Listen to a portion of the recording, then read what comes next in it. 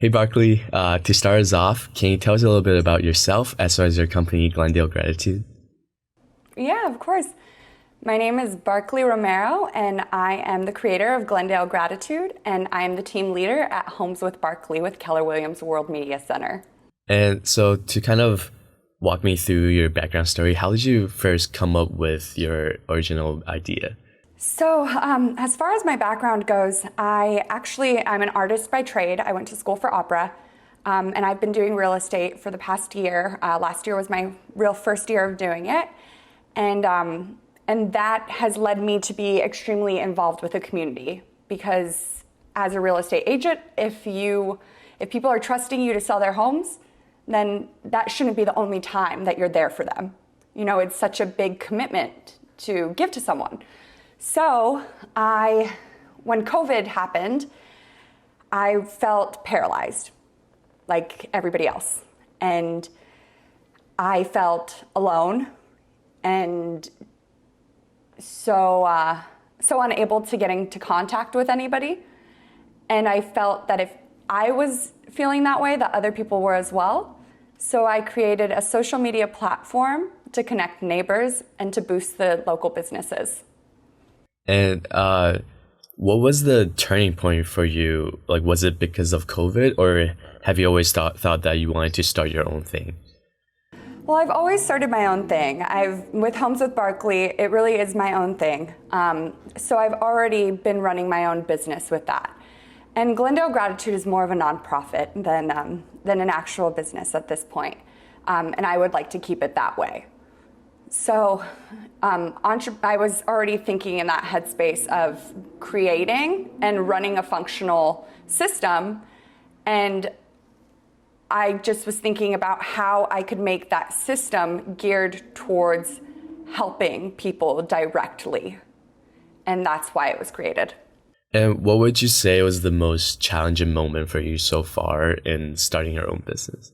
I think the most challenging thing was believing in myself, in being able to start something that could be a game changer for people, and trusting that process of right now we only have 14 followers, but those 14 followers seem to be excited and wanting to help others.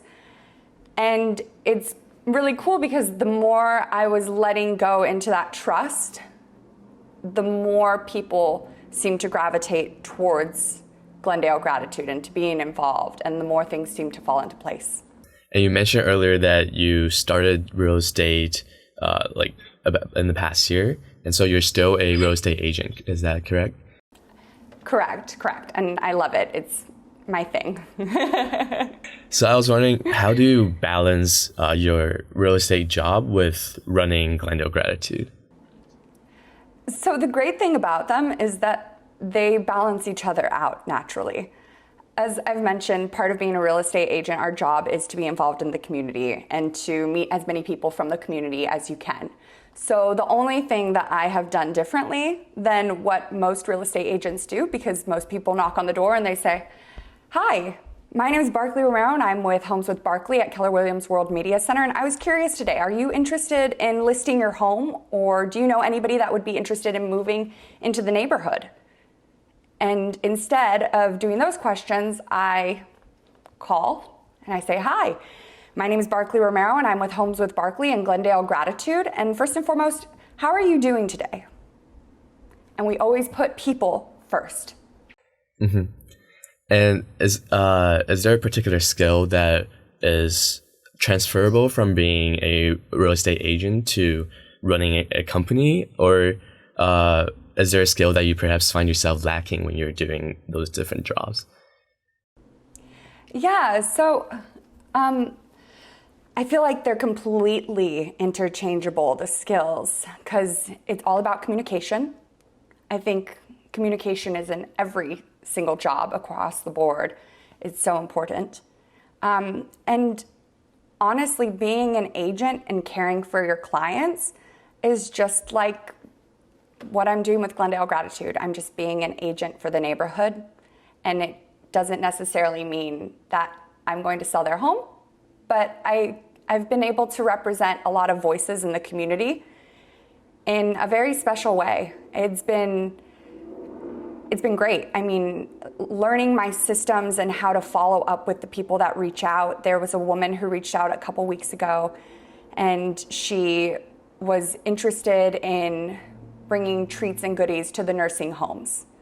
And I said, well, we can help with that. So now we're in communication with the nursing homes, and we're trying to find a small business that wants to help us bring something. And all that is connecting the dots. And that's all I do as a realtor. I just connect the dots and some paperwork. That's awesome. And do you have a role model? And if so, what have you learned from them that you apply to your business? Definitely. My role model was my grandmother, actually. She came from Mexico and didn't have a dollar in her name, really. And she and my grandfather, they used to go buy very rundown homes, and she would go to construction sites and watch what they were doing on the site. And then she'd come back and go to the hardware store and get what she saw that they were using. And she'd show my grandpa what they were doing on the construction site, and they'd just do it. Wow. And yeah. And when I was thinking of getting into real estate, she was really the one who encouraged me and pushed me towards doing it. And what I've always learned from her is that if you are willing to work hard and to be open and a student and just see everything as a lesson, then you can accomplish anything. Mm-hmm. That's awesome. And do you have any advice for someone like me who's still a student, but I'm interested in entrepreneurship and wants to potentially start something on my own in the future? Yeah, I'd say do it. Just whatever idea you have, as long as it is truthful to you and is something that no other person could ever do, because it's that special to you and you believe in it that much, then you can't fail. So just do it. Gotcha. And personally, I'm also interested in real estate investing, but it's something that seems difficult to get into. And so I was wondering, what would you first recommend to someone who's first starting to dabble in real estate? Well, I'd first like to ask, what is it that seems so intimidating to you about real estate investing? I would say it's the amount of money that seems like you have to put into investing in real estate. Okay, so like the down payment? That, and maybe also like how exactly do you go through the process of actually buying a property, I guess. Yeah. So the first step I always recommend to everyone, clients, friends, family, myself, whenever you're buying property, the first thing you have to do is meet with your lender if you're taking out a loan. Because until you meet with your lender, you have no idea what you qualify for. So you can't even start looking at homes because you don't know what you can buy. So as far as where to start, I always just say, if you've got good credit, and especially in Los Angeles, if you're paying upwards of like $3,000 a month for rent, then you should be looking into buying if you have good credit and a job, which I know right now, with the unemployment being as high as it is right now, that's the most difficult factor for people right now. Got it. And do you have any recommendations for books or podcasts? Yeah, I am a big fan of Ninja Selling. This is a good one. You've got my whole library. And then I'm going to Big Bear this weekend to get a little Zen time. So I have all my books packed up. But the Millionaire Real Estate, they have one that says the Millionaire Real Estate Investor. That one's a really good one. And it'll help you learn all about cap rates and everything and how you determine whether or not something is a good investment. And then also, I would highly recommend my vlog, which is Homes with Barkley on YouTube. And every 2 weeks, I come out with very informative stuff about what the market is doing right now.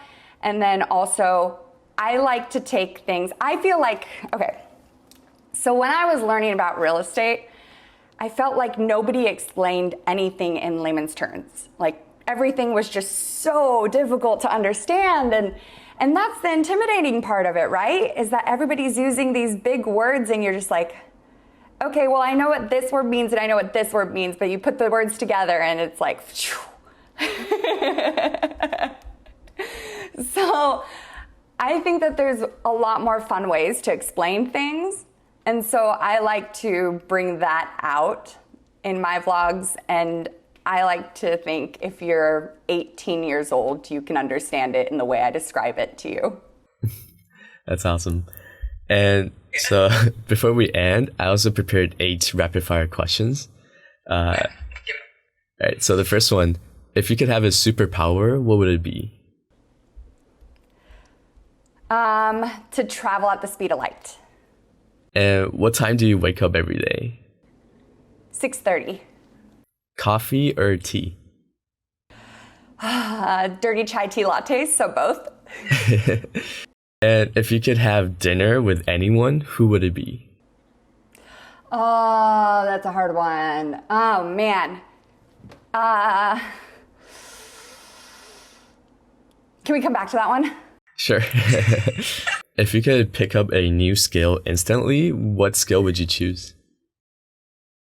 The guitar. And if you are to start another company, what industry would it be in? Production, entertainment production. Because I already act and I'm sing opera and music. So I would definitely want to do something entertainment based, but business side of it. Mm-hmm. Okay, and so who I want to go to dinner with. I would want to go to dinner with Korngold. He is a composer, a German composer that came over to America in the time of the Holocaust, and he was just absolutely incredible. And I'd love to know more about the music he created. Mm-hmm. And if you could choose any place to be the headquarters for your company, where would you choose?